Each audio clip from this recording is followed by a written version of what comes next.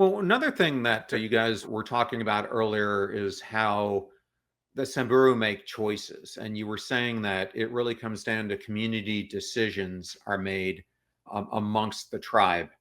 As you've seen this compared to how hierarchical Western systems are, how do they differ? And why have you found the Samburu community decision making to be successful compared to some of the hierarchical systems that exist in other parts of the world? And maybe Boris, you can take that. Yeah, sure. Well, I feel to some extent, yeah, this theme of time comes back. And you mentioned the walk, and Ollie just mentioned the role of time in kind of spiritual thinking. And one of the things that our elders always say, and they often tell the clients, particularly when clients are a bit worried that the walk might be taking long and do we have time for this? And one of them, Stephen, always says, in Samburu, there's always enough time. And people laugh, but that does reflect a philosophy that there isn't a rush. There is not a rush to reach camp, to get through our program today, to have dinner, or to have any kind of conversation along the way. So your questions about what do we get out of the walk and spirituality and living a good life as a Samburu, I think does in many ways come back to this fundamentally different perspective on time. And again, we never expect that people are going to just fully adopt this philosophy towards time and in their Q3 reporting say, oh, there's always going to be enough time. But it does enable a mindset shift when you start to see this, kind of applied, and you see it in decision making as well. So the elders do not have either kind of a pure authoritarian structure nor a purely democratic one. I would describe it as consensus driven.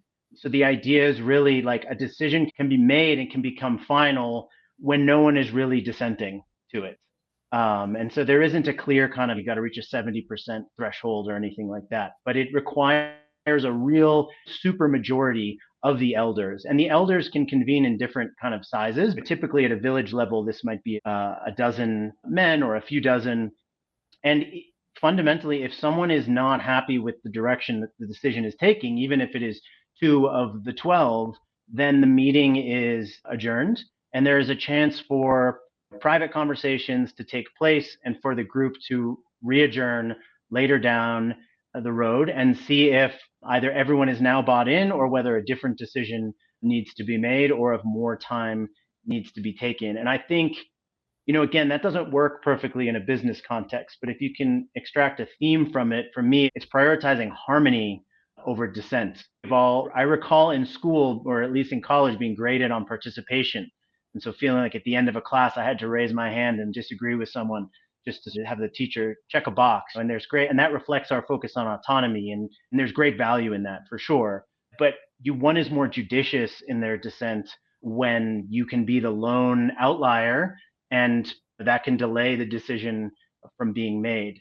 So I think it's a slower process for sure, but it's one that prioritizes harmony. And again, when you have a society living in really facing real constant challenges, harmony is really important. And I think there's something to be said in a business context for that as well.